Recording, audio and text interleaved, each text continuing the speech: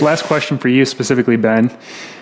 When did you leave your full-time job, and when did you feel comfortable about leaving your full-time job? If those two things aren't the same, was it nerve-wracking to switch over from 9 to 5 work to this real estate investing full-time, or did you feel like this is it? I'm good to go.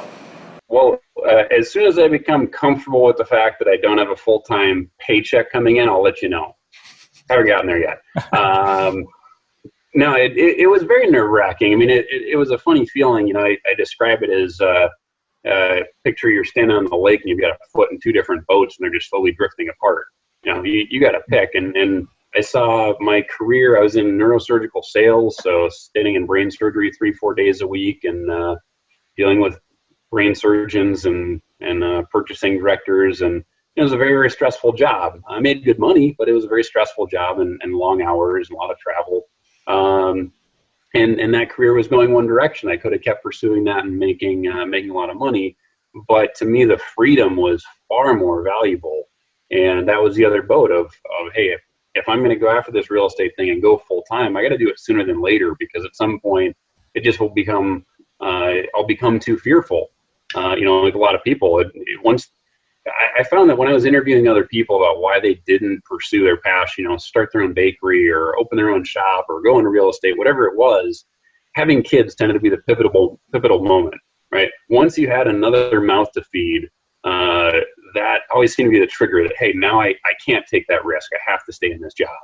And so when my wife first told me that we were pregnant, the first thought through my head was, I have to quit my job. And most people that hear that, that doesn't make any sense. But the entrepreneurs usually kind of give me the knowing grin like that. I knew if I didn't take the plunge then, I never would. So that was pretty much the trigger for me. I gave my notice about a month later, and when it's been 6 years ago, almost exactly 6 years ago, we went full time. And yeah, waking up January 1st and having no source of income, that is scary as hell. But that also, we use that as motivation. We got on the phone with friends and family. Hey, we're already investing in real estate. Hey, we're going to do more flips, to generate that short-term income, to replace replace the earned income from the job. It takes a while to build enough momentum to live off rentals. That's of course the goal. But at that point, we only had 15 rentals, something like that. It just wasn't enough to live off of. So did some more flips and slowly built the rental portfolio up and bigger to where we didn't need the flips anymore. So very long-winded version of saying that it was a scary leap. I'm glad I took it. In a lot of ways, I wish I'd done it sooner, but I think things happen when they should for a reason. So I think I was ready for it at that point. It was the right time for us, and at this point I could never go back. I mean, I love working, but I don't think I'll ever have a job for the rest of my life. I don't think I could do it. That's an enviable position, I think, as long as it's by your choice, not someone else's. That's right. Yeah, there's nothing more motivating to get you moving than not knowing how you're going to pay your bills. Once that income stops, it's like it's a wake-up call that you gotta really pick it up. So I've been down that road. Hey, thanks a lot for tuning in to this segment of the interview with Mark and Ben.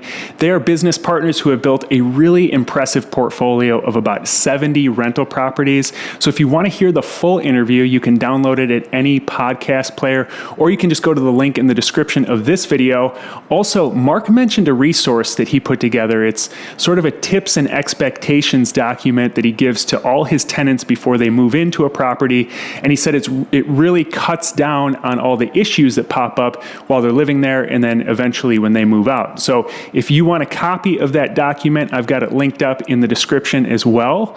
Also, leave a comment below and let me know what you got out of this video. We make videos like this on a weekly basis, so hit subscribe and you'll get notified when new videos come out. Also, you can continue the conversation in the Living Off Rentals Facebook group. I hang out there. There's a lot of other rental property investors that hang out there, so you can get your questions answered. You can continue the discussion, and I will see you in the next video.